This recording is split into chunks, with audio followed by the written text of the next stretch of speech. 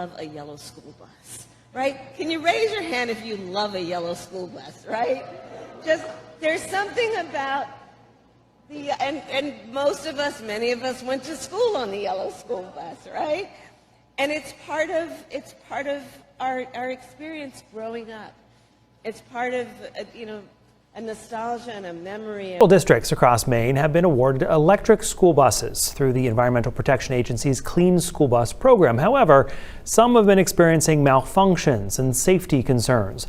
News Center Maine's Katie Delaney tonight shows us how EV buses are faring in Winthrop. Hello, ladies and gentlemen. I hope you're all having a great and wonderful day. Well, what we have here is the complete and utter failure of electric school buses. Yes, I know, it's shocking, really.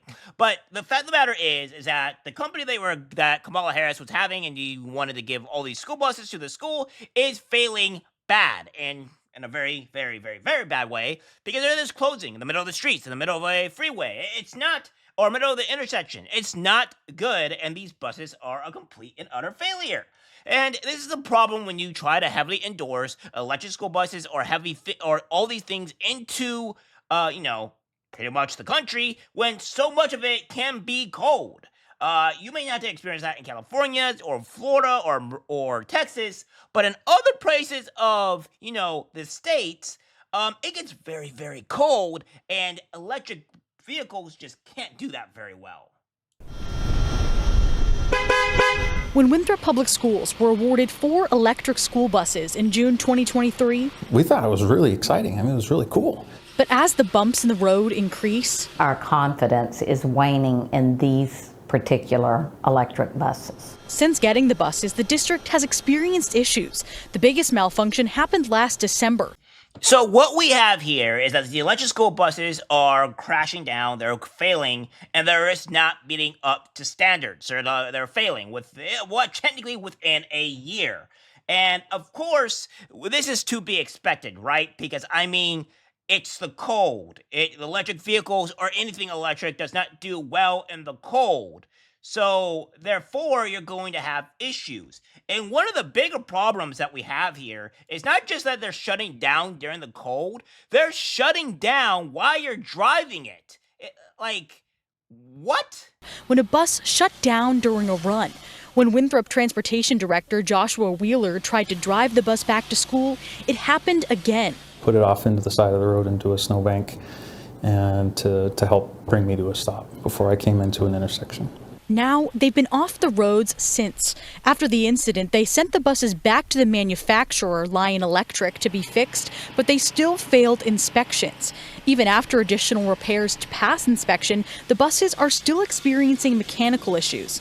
This also comes as Lion Electric is facing increasing financial troubles, temporarily laying off 400 employees this month. Yeah, so the guy's bus shut down while he was driving it, and he had to drive it off into a actual bank in order to stop the bus in the middle of an intersection.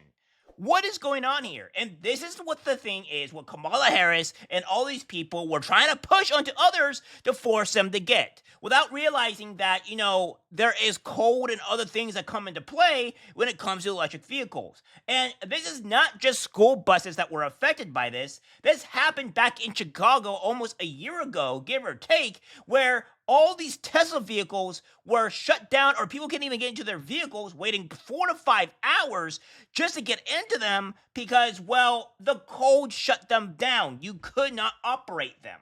Drivers learned the hard way about how cold weather impacts their battery life. This was the scene this morning at a charging station near 95th and Western in Evergreen Park. Drivers say some of the stations weren't working, and those that were taking a lot longer to charge. I've been here for over 5 hours at this point, and I'm still have not got to charge my car. Charge it should take 45 minutes. It's taken 2 hours. That driver says he saw at least 10 cars towed. Tesla advises owners to keep the charge level above 20% during bitter cold weather. Yeah, so it also goes to show that this is just not good. This is bad, and it's not going to get better anytime soon. I mean, we have a long ways before we can even start thinking about doing this, and it gets a bit worse than this, right? It's not just the fact that, it shuts down the vehicle, it also reduces the driving range. We have this here where ice significantly impacts electric vehicles by reducing their driving range due to the cold temperatures as the chemical reactions within the battery slow down in freezing conditions, requiring more energy to maintain optimal battery temperature and cabin heat, thus lowering the overall range available for driving. This means EV owners in icy climates need to plan their trips carefully and may experience a noticeable drop in driving distance compared to warmer weather. Now, this is not a problem in places like I said, in warmer climates, or places like California, Texas, or Florida, where that is not a big deal. However, if we're going to go into places like Chicago or New York or any of these other colder climates where, it could be a big issue, right?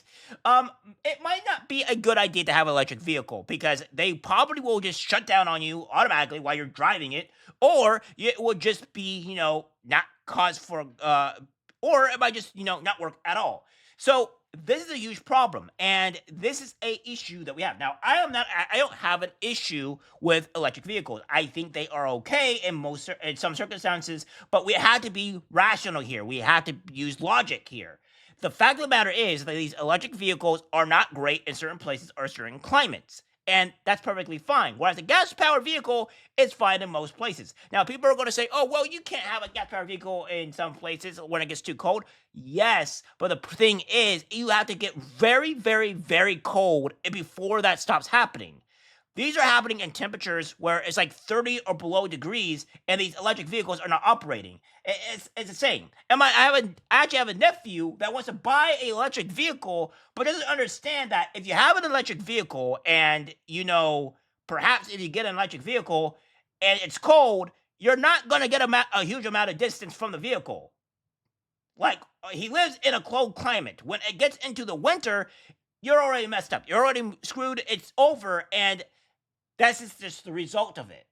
Wheeler says this has made Lion Electric slow to respond. So I do think that some of the issues that we're seeing here are manufacturer specific. We reached out to Lion Electric for comment but did not hear back. Through the Clean School Bus program, schools must use the vehicles for 5 years, so the district is not giving up. We believe in electric buses and we want to be using them. And that's really our hope, is to have them on the road. Wheeler says this week they're trying for the third time to get one of these electric school buses back on the road. In Winthrop, Katie Delaney. Now, here's the problem with this. So, that Lion company, that they're saying that this is from these school buses are from? Well, there's an issue. Now, look at this. Now, this was posted on December 16th of 2024. So you have that there, right? Well, there's a reason for that. Because not too much longer afterwards, you have it where the Lion Electric Company manufacturing is kind of went into bankruptcy. So it's a garbage company. It's unreliable. They can't be trusted. And maybe, just maybe, we have a problem here, right? Maybe we shouldn't be trusting this company to fix things because they went into bankruptcy. It's a garbage company. This is the reason why you should not be trusting the government to be forcing things on the people. That's another problem. You have people that want to force electric vehicles onto others, and it's insane.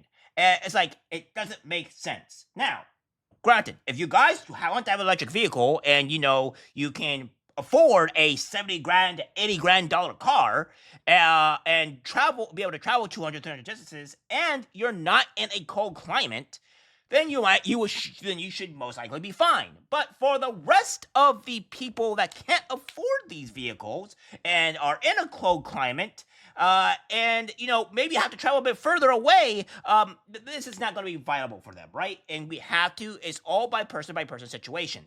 So until you get more vehicles that can travel very long distances, and on top of that, you get more actual charging stations throughout the entire country, these vehicles are going to be in niche places for only certain places to be in, like cities, and best for those places until technology and prices start going down for vehicles for them to be readily available. I mean, it's just straight up facts. I mean, I don't know what else to tell people about this.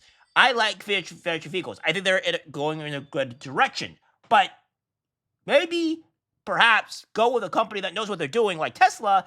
Don't go for electric school buses that are going to be that's technically a scam, and probably don't believe in Kamala Harris, because the last thing you want to do is be stranded on the street and get hit by somebody because your school bus went down and all that great stuff. All right, guys, that's it for the video. Like, subscribe, share. As always, take care, my friends. Burn down the city, scream at the top of your lungs till you're dizzy. You can cancel everything and everybody in it, but it's not your